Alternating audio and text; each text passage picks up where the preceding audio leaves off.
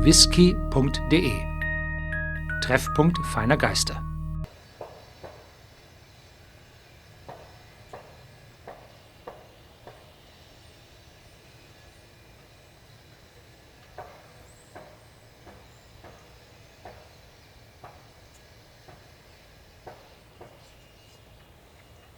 Hallo und herzlich willkommen bei Whisky.de, dem Treffpunkt feiner Geister. Und heute bin ich bei der Makers Mark Brennerei in Loretto in Kentucky. Und hier werden diese tollen quadratischen Flaschen gemacht, die mit dem roten Wachsverschluss verschlossen sind. Und das ist ein ganz besonderer Bourbon und den werden wir uns heute mal anschauen, was an Makers Mark so besonders ist. Wir stehen hier bei der Anlieferung des Getreides. Und die Mash Bill von Makers Mark ist kein Geheimnis. Es besteht aus 70% Mais, dann haben wir noch 16% weiches Wintergetreide, also Weizen, und außerdem haben wir noch 14% gemälzte Gerste. Makers Mark benutzt keine Enzyme, sondern nutzt die natürlichen Enzyme aus der Gerste, aus dem gemälzten Gerstenmalz, das dann die Stärke der anderen Getreide aufbricht und in Zucker umwandeln kann, um daraus dann ihren Whisky herzustellen. Nachdem das Getreide entladen wurde, kommt es in eine spezielle Mühle. Das ist keine normale Hammermühle, wie man sie von den anderen Brennereien kennt, sondern es ist eine Rollenmühle. Und das Besondere daran ist, dass das Korn, also der Mais, aufgebrochen wird in kleine Bruchstücke und nicht in ein feines Mehl gemahlen wird. Dadurch bleiben viele der bitteren Stoffe und der Proteine in diesen Stücken hängen und das Mehl aus dem Mais wird freigesetzt, was diesen besonderen Makers Mark Geschmack ausmacht. Jedes Getreide geht durch diese Rollenmühle und wird durch diese Hebel dann eingestellt, wie groß es denn oder wie fein es gemahlen werden muss. Wir sind jetzt hier bei der Mash Tub und die Mash Tub ist auch ein wichtiger Prozessschritt. Und zwar haben wir einen sehr speziellen Kochprozess, denn wir wollen bei Makers Mark nicht die bitteren Stoffe aus ihrem Produkt ziehen, sondern nur die gute Stärke, die ihren Whisky einen guten Geschmack verleiht. Und das funktioniert dann so. Zuerst füllt man den Mais ein, kocht ihn bei 100 Grad und lässt ihn auch, die Dämpfe lässt man natürlich abziehen, was dann einen besseren Geschmack gibt. Als nächstes kommt dann der Weizen bei 70 Grad Celsius, auch keine Druckkochvorgang. Und dann am Schluss haben wir noch das Gerstenmalz, was dann noch bei 60 Grad gekocht wird. Eine der weiteren wichtigen Zutaten ist die Hefe. Und der Hefestrang von Makers Mark ist über 120 Jahre alt. Und Makers Mark legt besonderen Wert darauf, dass das alles sehr pur ist und sehr rein ist. Und wie sie das machen ist, sie füllen diesen Tank mit Malz und Wasser und versetzen ihn auch mit einer großen Menge Hopfen, den man hier richtig drin riecht. Und da merkt man, also hier riecht es richtig nach Bier. Und das Ganze sieht dann ungefähr so aus. Und der Hopfen da drin hält das Ganze rein. Das heißt, hier kann keine Essigbakterien drin wachsen oder irgendwelche anderen Hefebakterien, die sie nicht wollen. Und ich mache das mal hier auf. Und wenn man das riecht, dann riecht das richtig einfach nach Bier, so wie man es kennt aus den ganz normalen Bierflaschen.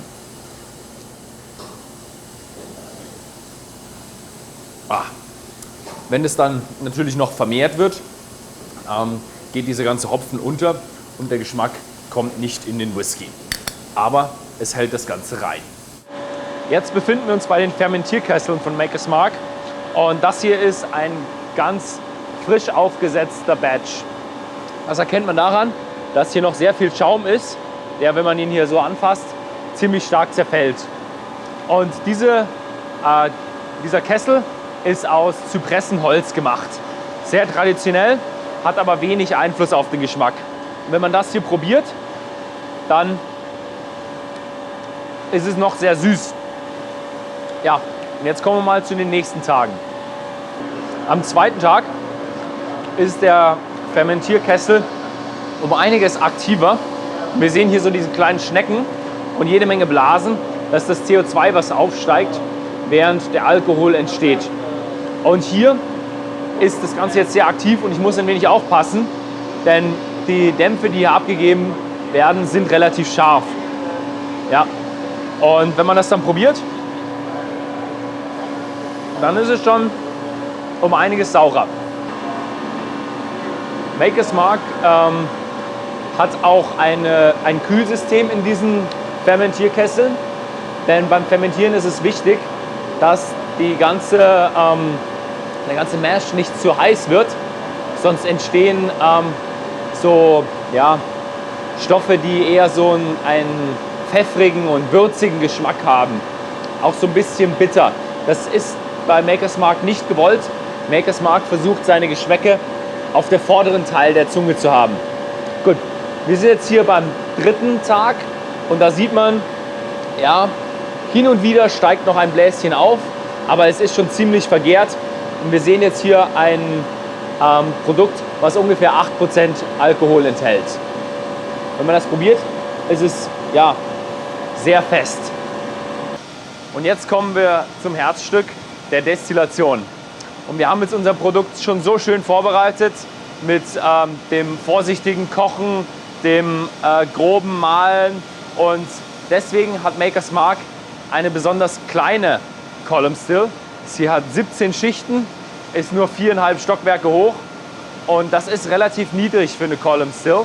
Das bedeutet aber auch, wir destillieren hier nicht extrem hoch und nehmen alle Geschmäcker raus, sondern wir haben die Geschmäcker vorbereitet und jetzt wollen wir die Geschmäcker auch in unserem Destillat haben. Alles aus Kupfer, was auch nochmal diese katalytischen Reaktionen hervorhebt und dadurch ein besonders gutes Destillat kommt. Wenn es fertig destilliert ist, sind wir bei 190 Proof, das sind 120 Proof, das sind 60% Alkohol und ich werde das jetzt mal hier probieren.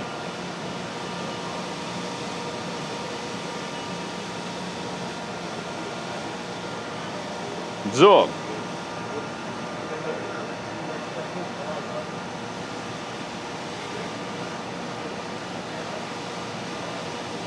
Ja, schmeckt ein wenig Alkohol, aber es hat eine Menge Geschmack. Man schmeckt sehr, sehr gutes Getreide raus. Es ist aber in keiner Weise bitter oder es hat nicht so eine Schärfe, wie man es normalerweise kennt. Wenn wir durch die Column Still durch sind, geht das Ganze noch in den Doubler und endet dann hier bei den High Wines, bei dem fertigen Rohbrand. Die Amerikaner nennen es dann den White Dog. Und ja, den probiere ich jetzt auch mal.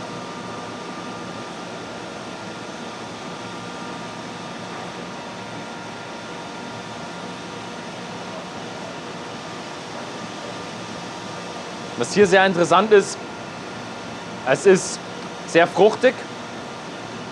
Man hat auch so eine gewisse Benetztheit und so eine gewisse Öligkeit.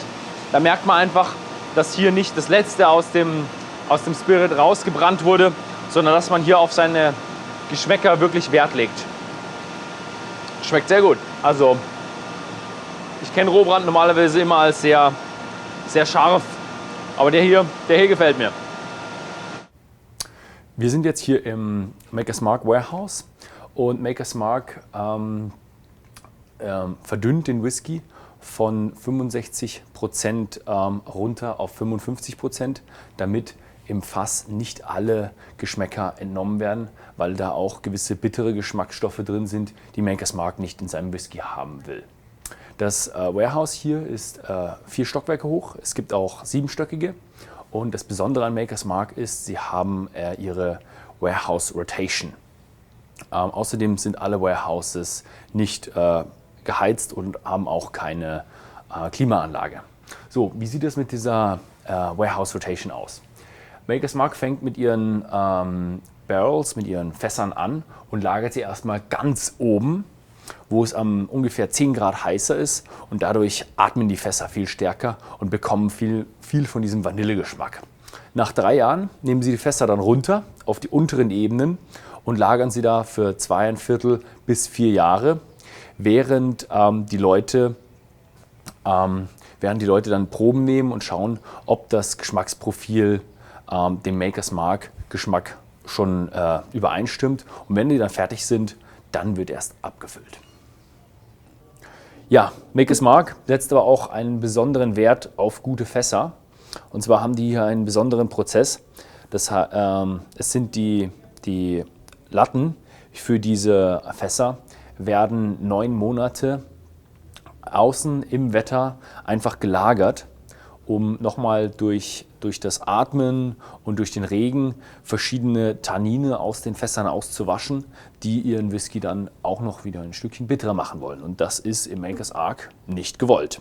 Also werden die Fässer vorher 9 Monate lang gewaschen und im Regen ausgesetzt.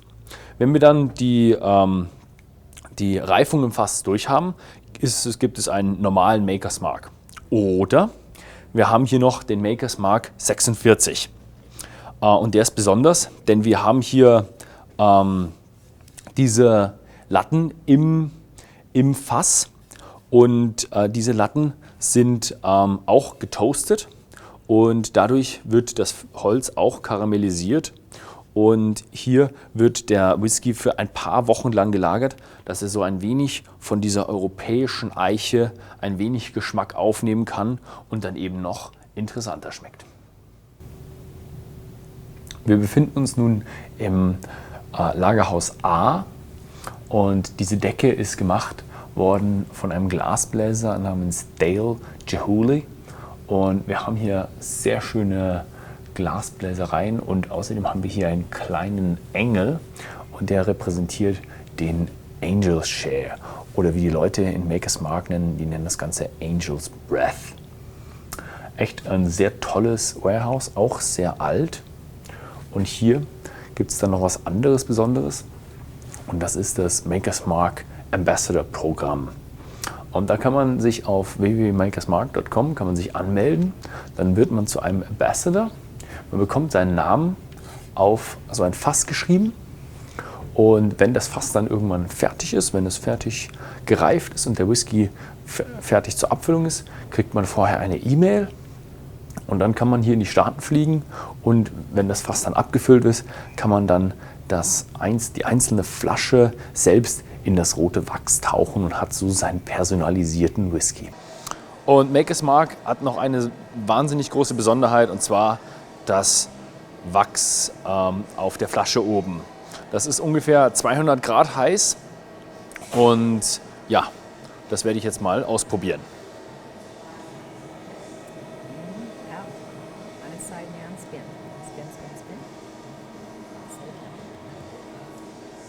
So, wenn man es dann hingestellt hat, gibt es hier noch einen tollen Stempel.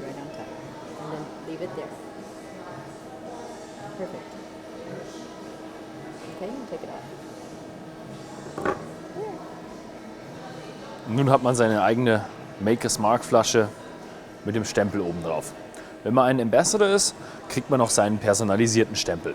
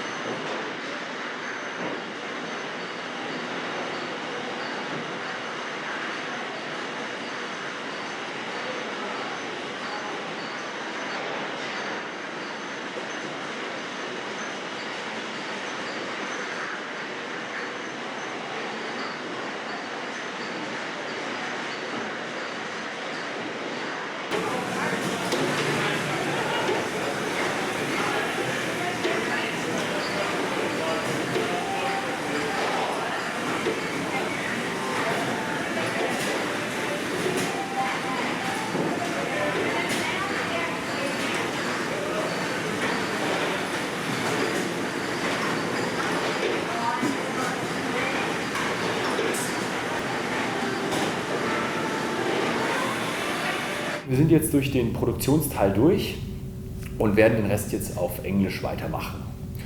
So, I'm standing here with Greg Davis. You're already here at the distillery for 5 years and you're the master distiller. Yes. In the distilling business for 25 years, so there's a lot of experience. And you're gonna help us and talk about the process and how quality integrates in that. Yes. Thank you for having us. It's always great to have you guys here. You're our #1 European market. Okay, cool. So, what we have here today, when we talk about bourbon, and there's a few things that just kind of make it interesting. What defines bourbon? When we think about this, you got to remember your 4 safety words: Kentucky, straight, bourbon, whiskey. Meaning that it's distilled here in Kentucky, aged here in Kentucky, and bottled here in Kentucky. So we all the distilleries, we're founded for a specific reason, and we focus on the quality triangle, as we like to say. So what is that? That's the water. Then that's going to be your formula, meaning for us at Makers, that's 70% corn, 16% soft red winter wheat, and 14% malted barley. Then we're going to talk about how we're going to prep it, how we're going to cook it. Because just selecting the grains is not enough. It has to be in your process. And it has to be in your process through the entire way, all the way from the beginning with the water to the bottle. And then we talk about fermentation. Those from there up are your keys, your quality. From there you can build and expand, and if so desire, you can experiment with. But you have to have your quality up front. And these are your 4 key things. Next, we can talk about distillation. And when you think about it, at Maker's Mark, we're using 100% solid copper column stills. We distill at a lower proof, one of the lowest proofs in the industry. That's because we're getting a full body, full flavor. When we talk about age and talk about maturation with our bourbons, what we're after is we're not after something that's related to the time. We're after the taste profile. And Makers is a mouth-watering, flavor-forward finish. And so what we're going to do today is we're going to take the Maker's Mark, the fully mature. Second one on the left. Yes. Now, when we smell, what I'd like for you to do is actually part your lips, and you're going to gently breathe in through the nose and exhale through your mouth. But to kind of give you an idea of just all the great aromas that are there with Maker's Mark, if you'll start your nose at the top of the glass and work your way in gently,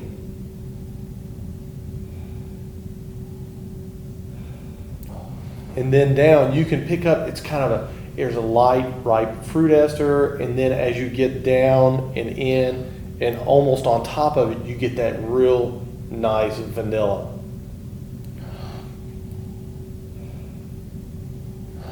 Yeah, I'm amazed about the fruitiness. And then when you taste what's comfortable for you. Don't cheat a single taste bud. And then after you swallow, do a nice, long, soft, smooth exhale.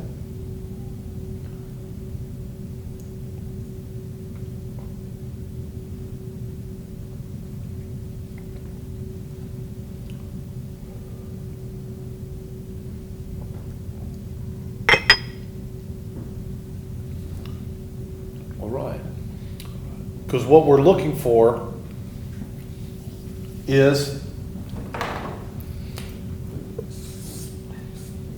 remember your bitter line? Yeah. We were talking about that? Yeah, we were talking about that. Where do you feel your taste buds firing off? Where do you feel the flavors? I don't know, I have that. Okay, I have that vanilla, yes. The caramel you have with almost every bourbon, but here I have, I don't know, a fruitiness. I kind of like that. Oh, that's nice. So are you feeling it just kind of coating nice, just kind of nice gentle coating coming through here? Yeah, definitely. With the focus really kind of right in there. Right in the middle, as you said. Welcome to Maker's Mark. Yeah, that is, it's strange, it's not everywhere. I'm not sure, is that about the way I drank it, or I don't know if I... You know, bourbon, don't get hung up on, we have to drink it this way, we have to drink it that way. Bourbon is about enjoying how you see fit. Now, if you mix it with Coca-Cola, I'm going to give you a little grief. But if you make a good cocktail with it, that's okay. But do you notice the balance? Yeah, it's light. I have to say Crisp. It's a very crisp, clean finish. Mm-hmm. Now, what we're going to do next is when we're talking about maturation, we talked about the interesting thing was when we distilled the bourbon, we have a certain line that we're looking for. Mm-hmm. This is kind of like what we refer to as the grain line. Okay. Now, think of this at basically 100 proof, and let's just say this is 160 because you can't distill bourbon any higher than 160 proof, and you don't want bourbon below 100 proof because it'll be very oily, very, very bitter, won't be very good. So as this line moves up, you move up in flavor intensity. Okay. So the lower the proof, the heavier the distillate becomes. Okay. The higher the proof, the less flavor that's there. So think of it like this. Vodka is distilled at 190 proof, 192 proof. There's no flavor. Yeah. So what I was seeing in the distillery is that you're looking at all of your quality, you get the flavors right, and then you don't want to distill them out because you already worked so hard in getting them. Exactly. So what we're looking at is we're going to be right in here. We're going to be somewhere. Remember, we're at 130 proof off the doubler. So we know that we're going to get this great flavor profile there.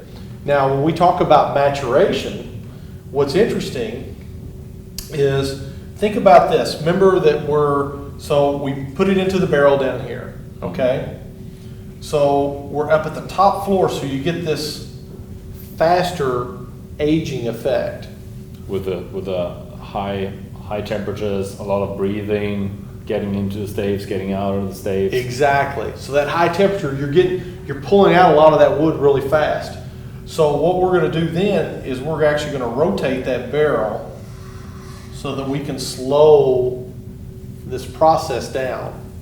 So everything gets together and is finished. Exactly. So that what we can get is we get this balance, if you will, of the spirit and the wood together. The wood is not the star, nor is the spirit or what came off the still the star. Okay. So to kind of put this in perspective, to kind of help taste you through this, if you will, we're actually going to taste the Maker's Mark under mature. So we're going to be somewhere right around in here. Okay. So that's going to be the very far left. Now I want you to smell this.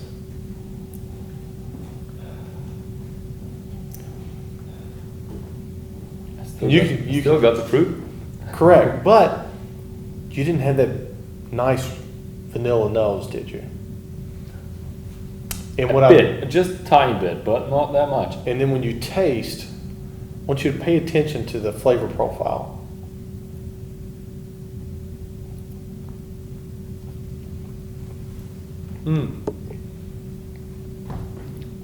Yeah, you get the fruitiness, but also some sharp overtones.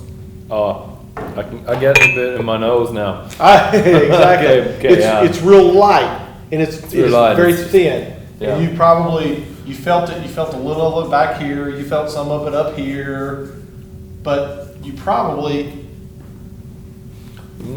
Yeah, it's a bit. I don't know. Reminds me a bit of the doubler. Exactly. But the doubler, I was amazed how good the doubler was because I had some white dog and not a good experience. But remember, we're just now. See, we're roughly about right here. So we're not picking up a lot of that oak. We're not picking up a lot of that barrel yet. Yeah, it tastes unfinished. I know the bourbon, so I know there is more to it. You don't have that much wood. Exactly. So, now I'm going to purposely swing you, and now I'm going to show you what happens when we take Maker's Mark and we allow it to stay in the wood for too long. So we're actually going to taste the over mature. Now, when you smell this, Ooh. that's very deep and it's very rich. Very, but more caramel, less vanilla. Yes. But what Oh. when you taste, I want you to pay attention to where you feel this one after you taste the over mature.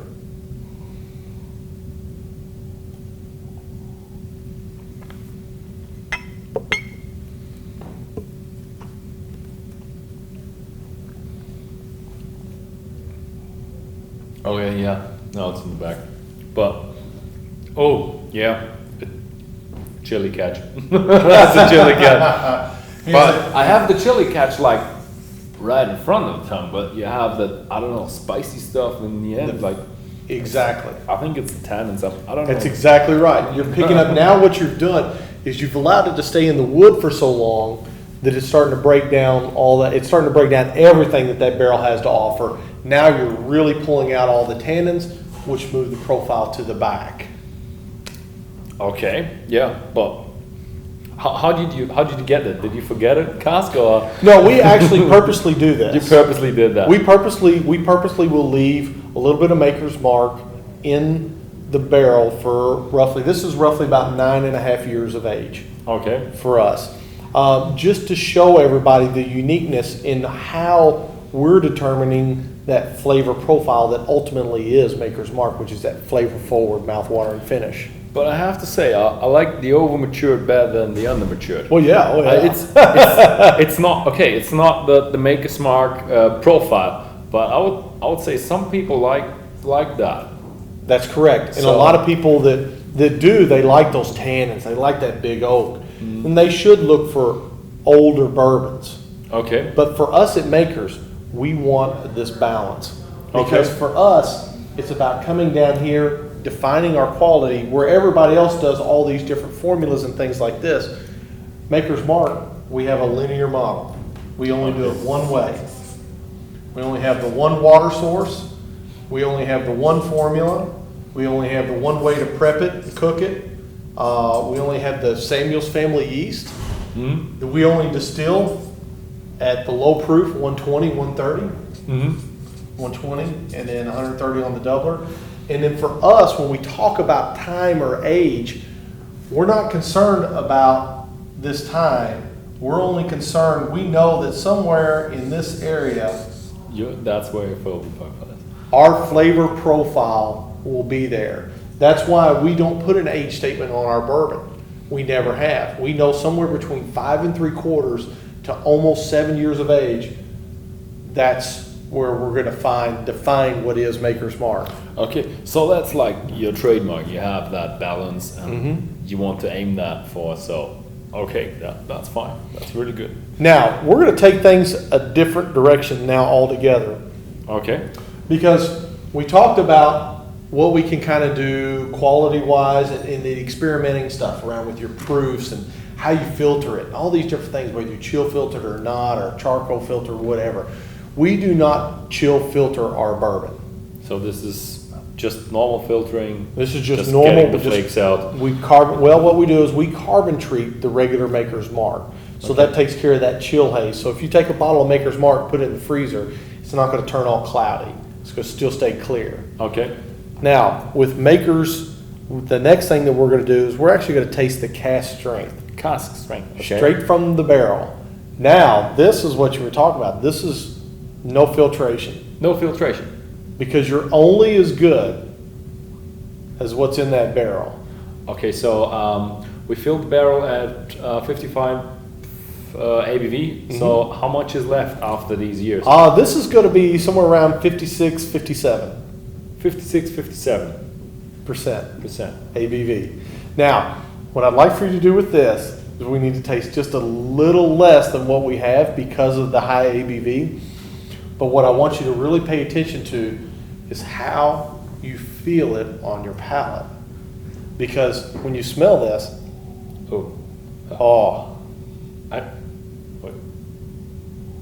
This goes into candy or what? yes, it's very candy-like, very candy caramel. And then when you taste,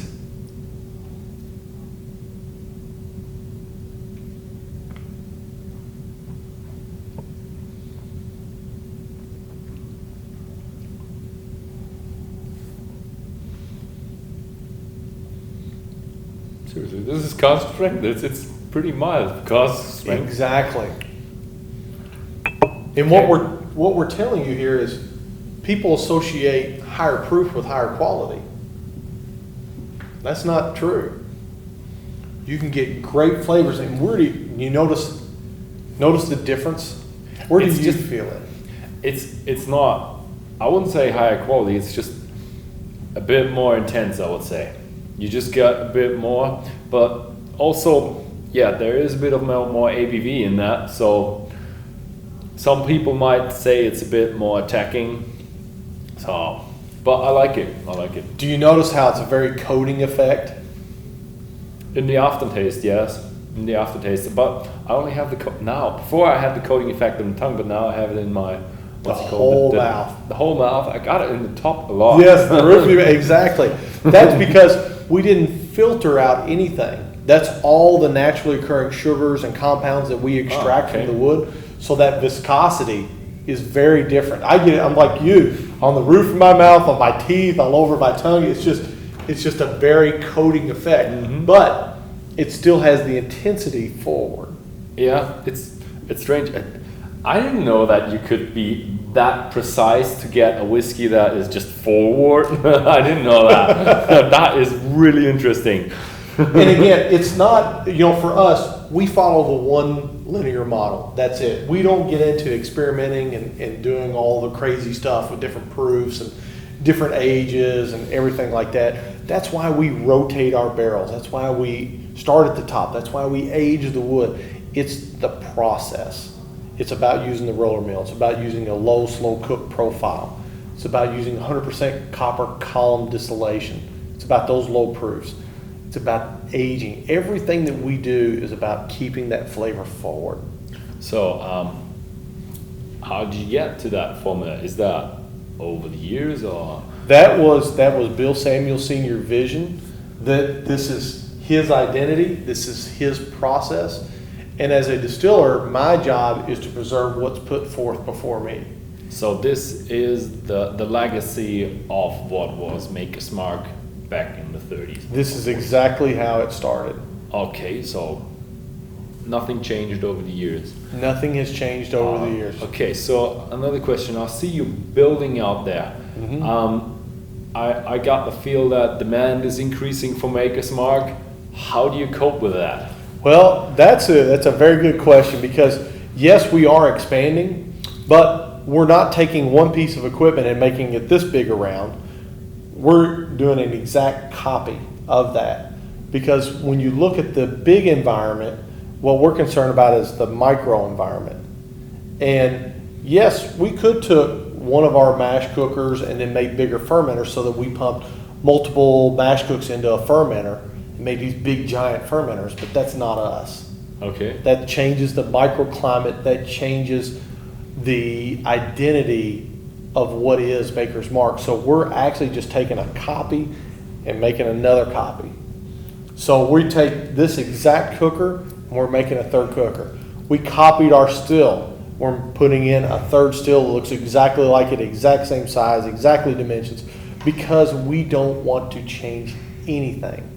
Okay. We don't want it to change our process all the way down to the micro level when we talk about yeast and all those flavors that are generated during fermentation. So we're looking at, like, in, let's say, a few decades, we're looking at oh yeah, the house is like getting longer. It's getting longer and longer. Exactly. Okay, yeah, but with such a great product, I wouldn't change anything either. Now, we have one last thing to taste, and that's going to be the Maker's 46.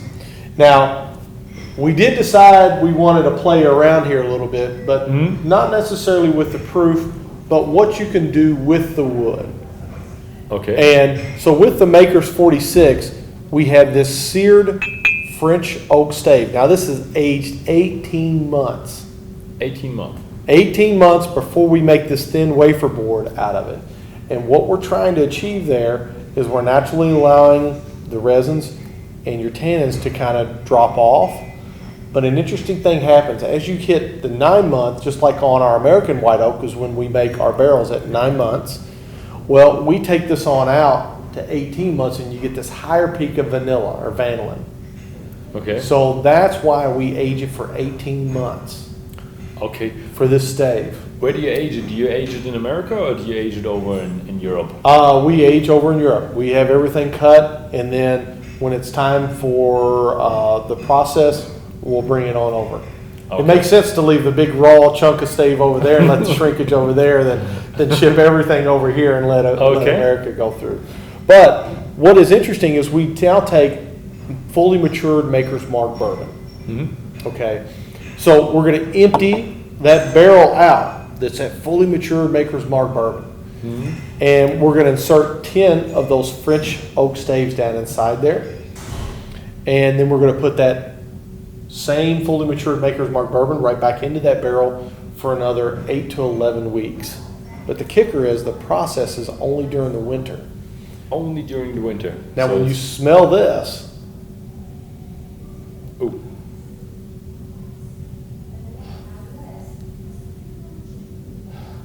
There's that candy again, but a bit different. yes, But it's like, I don't know, is it Christmas cake or a slight cinnamon? spice, it's cinnamon. Cinnamon. And then when you taste, what I want you to do is I want you to think about how Maker's Mark was a very mouth-watering, crisp, clean finish. I want you to just kind of wait for this one.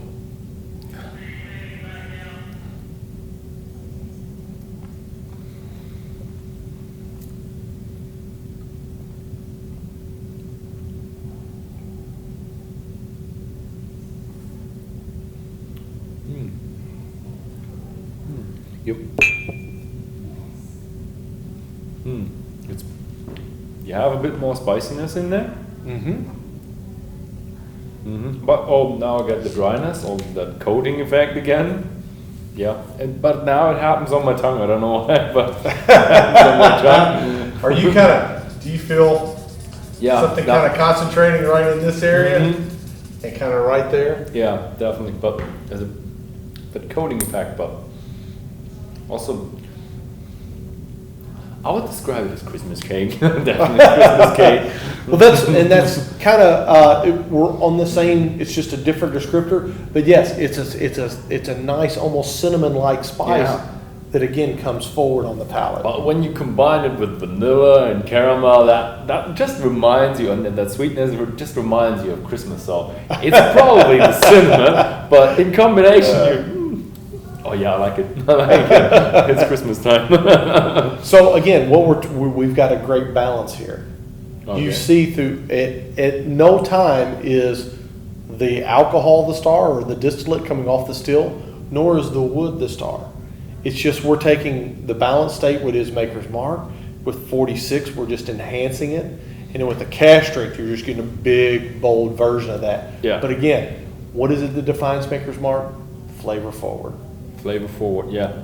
I didn't know that you could produce it like the way to just define everything in your mouth. That's almost like, I don't know, invading my mouth. But it's good. In a good way, like exactly.